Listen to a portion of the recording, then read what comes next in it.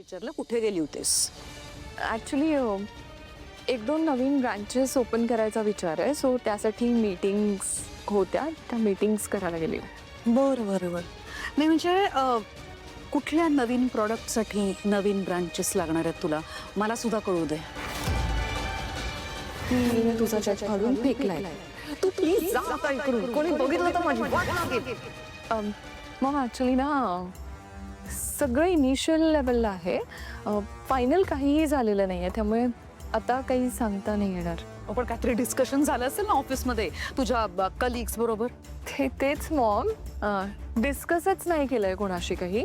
मी माझ्या साईडने थोडे एक्स्ट्रा एफर्ट्स घेते, म्हणजे काही झालं फिगर आउट तर मग सगळ्यांना सांगता येईल. ठीक आहे, माझ्याबरोबर कर. Let me help you out. Discussion कर माझ्याबरोबर, मी तुला सांगते. बोल.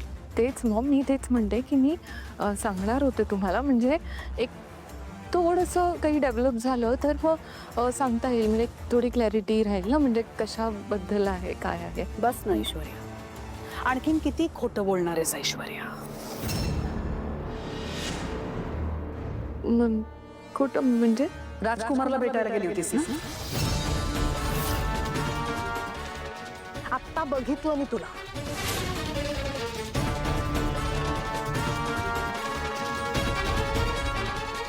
I am sorry Maugham. हो, मी दादाला भेटून आले, पण तुम्हाला आवडणार नाही म्हणून नाही सांगितलं. हे माहित होतं ना मला आवडणार नाही, तरी सुद्धा भेटलीस. आणि त्याची ही हिंमत, त्याला मी घराबाहेर काढलं तरी सुद्धा आपल्या घराच्या अवतीभोवती फिरतोय तो. रिडिक्युलस. मॉम ॲक्च्युली राजकुमार दादाने सारांची खोटी सही करून कंपनीतून पैसे काढण्याचा प्रयत्न केला आहे. म्हणजे ऐश्वर्या, हे तू मला आधी का नाही सांगितलंस? अगं त्याला पोलिसात द्यायला पाहिजे.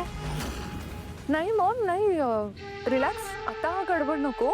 ॲक्च्युली हेच मी त्याच्याशी बोलायला गेलेले, आणि या बाबतीत तुम्ही टेन्शन फ्री राहा, कारण तो जो खोट्या सहीवाला चेक आहे तो नीलला सापडला, नीलच्या हाती लागला आणि नीलने तो पाडून फेकलाय.